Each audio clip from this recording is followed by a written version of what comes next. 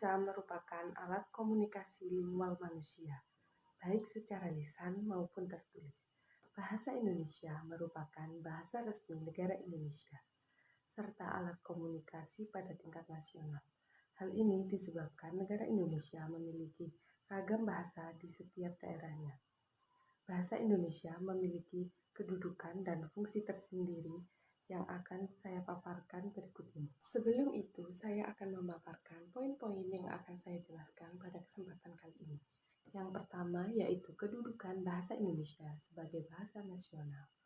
Yang kedua, kedudukan bahasa Indonesia sebagai bahasa resmi negara. Yang ketiga, fungsi bahasa Indonesia secara umum. Dan yang keempat yaitu fungsi bahasa Indonesia secara khusus. Kedudukan bahasa Indonesia sebagai bahasa nasional. Bahasa nasional merupakan bahasa suatu negara yang digunakan untuk berkomunikasi masyarakat di dalam negara tersebut. Adanya bahasa nasional memudahkan masyarakat untuk berkomunikasi antar daerah dan menyatukan perbedaan yang ada. Bahasa Indonesia sendiri mempunyai sejarah panjang. Awalnya, bahasa Indonesia ini terbentuk dari perkembangan bahasa Melayu. Terdapat 4 kedudukan bahasa Indonesia sebagai bahasa nasional. Yang pertama yaitu lambang kebanggaan kebangsaan. Bahasa Indonesia merupakan kebanggaan yang harus dijaga dan dipelihara dan digunakan. Yang kedua yaitu lambang identitas nasional. Bahasa Indonesia merupakan identitas nasional bagi bangsa Indonesia. Yang ketiga yaitu alat perhubungan. Bahasa Indonesia merupakan alat perhubungan antar warga, daerah, dan budaya serta latar belakang sosial budaya di Indonesia. Yang keempat yaitu alat pemersatu. Bahasa Indonesia merupakan keragaman pemersatu suku, budaya, dan bahasa di Indonesia. Kedudukan bahasa Indonesia sebagai bahasa negara dikukuhkan setelah kemerdekaan Indonesia dengan diberlakukannya Undang-Undang Dasar 1945. Terdapat 4 kedudukan bahasa Indonesia sebagai bahasa negara. Yang pertama yaitu bahasa resmi kenegaraan. Dalam hal ini, bahasa Indonesia digunakan dalam kegiatan resmi kenegaraan seperti upacara, rapat, dan lainnya.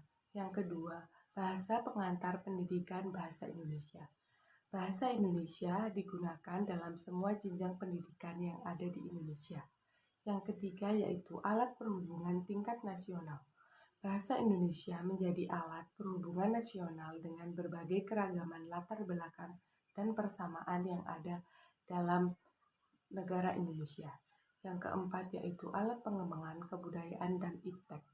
Bahasa Indonesia merupakan alat untuk membina dan mengembangkan kebudayaan serta iptek.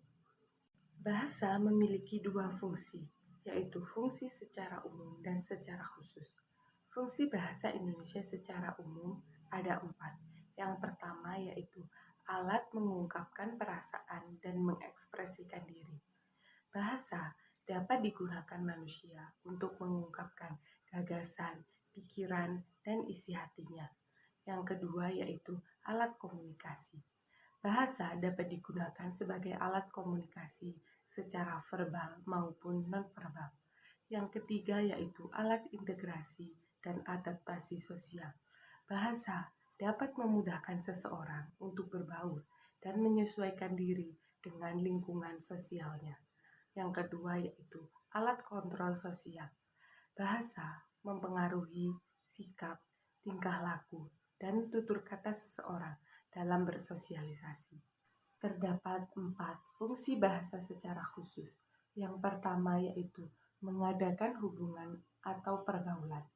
Bahasa sendiri dapat digunakan untuk berkomunikasi dalam pergaulan sehari-hari. Bahasa ini dapat memudahkan kita dalam bergaul bersama orang lain dalam kehidupan sehari-hari. Yang kedua yaitu mewujudkan seni.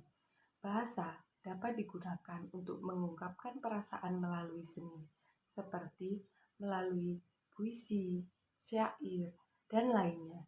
Yang ketiga yaitu mempelajari bahasa-bahasa kuno.